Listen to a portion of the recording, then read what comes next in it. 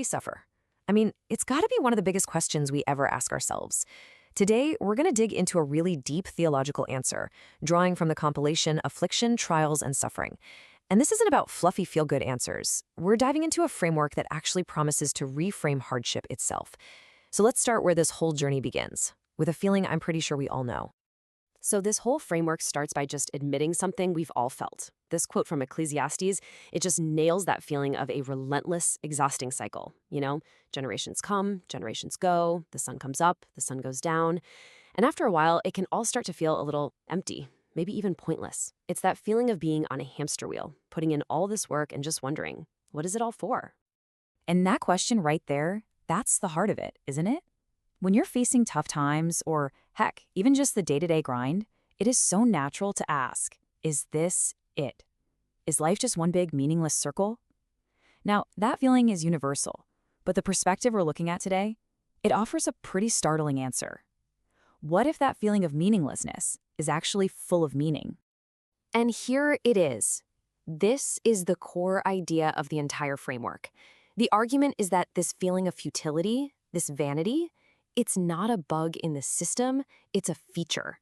It was, according to this theology, put there on purpose by the Creator as part of a much bigger plan. This verse from Romans, this is pretty much the key to the whole thing. It says we were made subject to vanity. But, and this is so important, it wasn't some pointless punishment. It was done by God, and it was done in hope. So from this point of view, that feeling of emptiness isn't the end of the story. It's actually the designated starting line for something way, way bigger.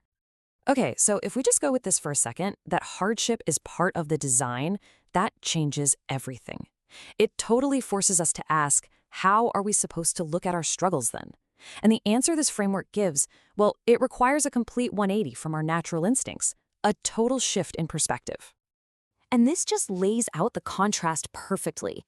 Our instinct is to be strong, but the text says the real need is to be weak. We think a new day starts with the light, but this theology says nope, it begins with darkness. Death comes before life. The source is constantly reminding us, his ways are just not our ways. To really drive this point home, the source uses this super provocative quote from Isaiah. It's presenting a view of God's absolute sovereignty, not just over the good stuff, the peace and the light, but also over darkness and what the text translates as evil, which here means things like adversity or calamity. And this idea isn't a one-off either. You see it echoed in the story of Job. After he's lost literally everything, he asks his profound question. It shows this consistent theological idea, accepting that all experiences, the good and the painful, come from the same sovereign hand. Which, of course, leads to the next big question you're probably asking. Okay, if a divine hand is orchestrating all of this, the good and the bad, what's the point? Why do we have to go through the hard stuff at all? Well, this framework gives us two really powerful metaphors to explain the why. All right, the first metaphor is that life is a school. Every single trial is a lesson. The goal isn't to make us comfortable right now. It's about our education, our development for some future purpose. It's about building us up for whatever comes afterward. The second metaphor is the potter and the clay. It's an image we've all heard, right? But the source really focuses on a part we tend to forget, the furnace. That intense heat of the fiery kiln, that's our trials, and it's just as essential to the shaping process as the gentle work on the wheel. So if you put these ideas together, you kind of get this clear process, a path, you could call it. It starts with a trial. That trial leads to a state of being broken, where our own self-reliance just completely shatters. And that brokenness, well, it forces us to learn how to depend on God. And it's only then, in that state of total dependence, that we become truly useful for His ultimate purpose. And this idea, it just turns our normal way of thinking completely upside down.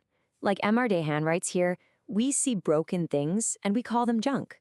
But in this theological view, it's the unbroken things, the proud, the self-sufficient, that God actually sets aside as useless. It's only after we're broken that we can be our very best. Now, I know what you might be thinking. Wow, this sounds incredibly difficult. And you're right, it is. And that's where this framework says that the whole process, the school, the furnace, the breaking, it's only bearable, it only makes sense because of one crucial thing, the guaranteed final outcome. This guaranteed outcome is called the sequel. You can think of it like this. It's the absolute, rock-solid belief that the story, no matter how messy the middle gets, has a positive, perfect ending that's already been written. And knowing about this sequel isn't just a nice little tidbit. It's presented as the key to everything. It gives you the strength to get through the process because, as the text says, it is the sequel which sustains. This one idea reframes every single trial. It's no longer a possible tragedy, but a necessary step on the way to a guaranteed win. So what is this ultimate sequel? What's the final scene of the movie? The text points us right to this verse.